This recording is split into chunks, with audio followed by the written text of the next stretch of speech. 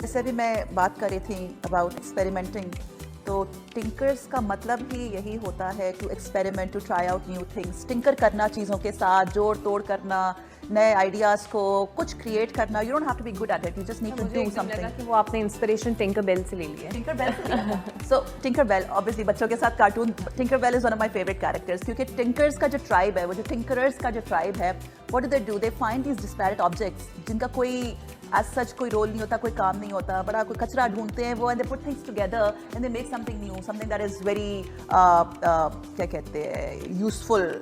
उसका कोई काम होता है, कोई अच्छी चीज़ बनाते हैं, करामत चीज़ें बना देते हैं. आइडिया नाम का वहीं से आया. You have hit the nail on the. हाँ, बट जो इंस्पिरेशन आई टू क्रिएट द कलेक्टिव, जी मैं एक कोर्स पढ़ाती हूँ कंज्यूमर बिहेवियर में. उसमें हम बेसिकली है वो कंज्यूमर साइकोलॉजी का कोर्स, पर उसमें मैं बच्चों से कहती हूँ कि you have to come up with new creative ideas, launch your own businesses.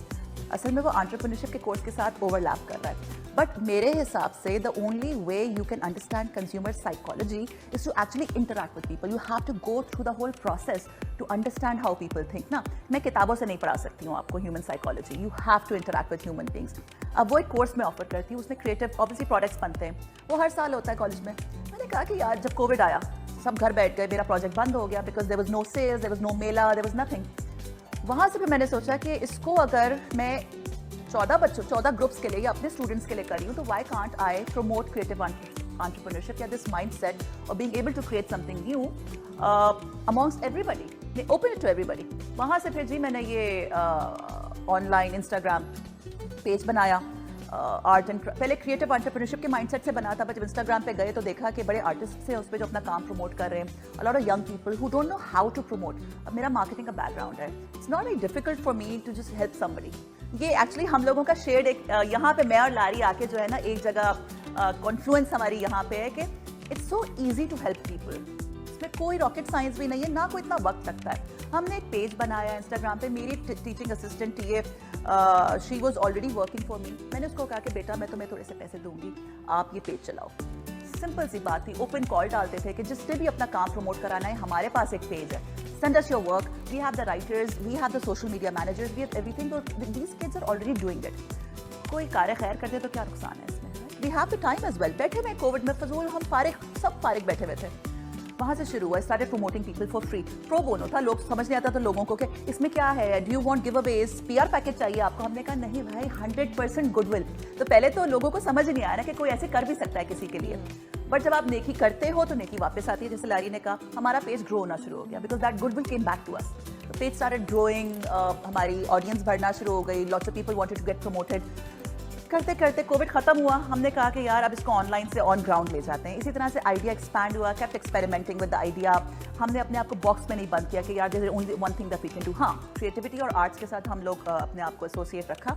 Started doing workshop, started doing, हमने कहा कि अब नॉलेज फैलाते हैं लोगों में. This is such a beautiful thing. Art मतलब वो एक तरीका होता है मेडिटेट करना, एक तरीका होता है art, making things with your own hands. You feel so productive, you feel like आपकी ज़िंदगी में कोई पर्पस है. Therapeutic, by the way, and I've been like a participant in her workshop. मैं कहती हूँ इंसान की जो पहली वोकेशन थी was a maker.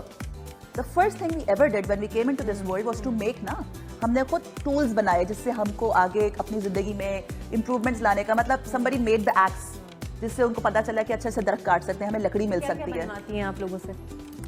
देखिए हमें जो भी फैसिलिटेटर मिल जाए, ये बच्चे जो ग्रेजुएट करते हैं, फ्रेश ग्रेजुएट्स, अभी हम लोग क्ले वर्कशॉप्स कराते हैं, हम लाइनो कट प्रिंटिंग करवाते हैं.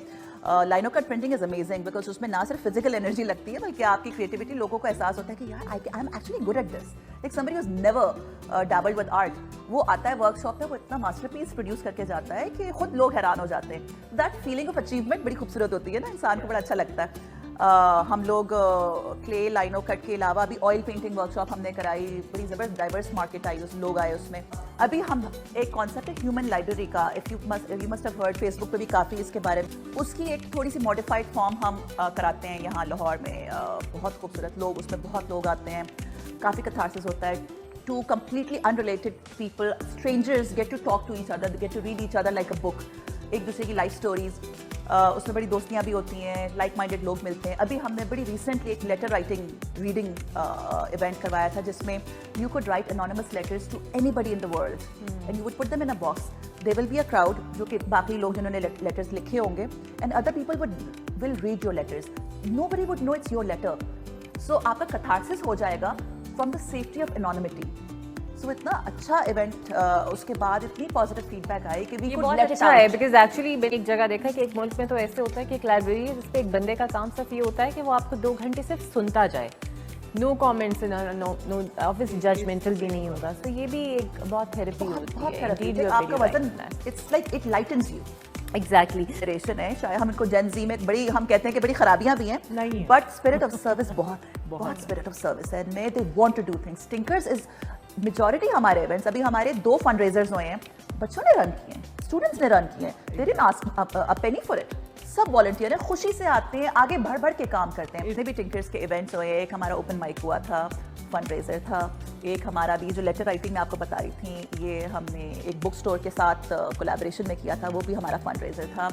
तो our community supports all our events, all our efforts. तो यहाँ से पैसा आता है, हम आगे लगा देते हैं, तो यहाँ से हम इनको आर्ट सिखाते हैं, वही पैसा लेके हम वेलफेयर ऑर्गेनाइजेशंस में चैनलाइजिंग जो है ना, Channelize कर वो देते हैं. बहुत इम्पोर्टेंट है लाइफ में. वो चाहे चैरिटी हो, वो चाहे हमारे इमोशंस हो, वो चाहे हमारा प्रोफेशन हो. So everything has to be channelised with a goal.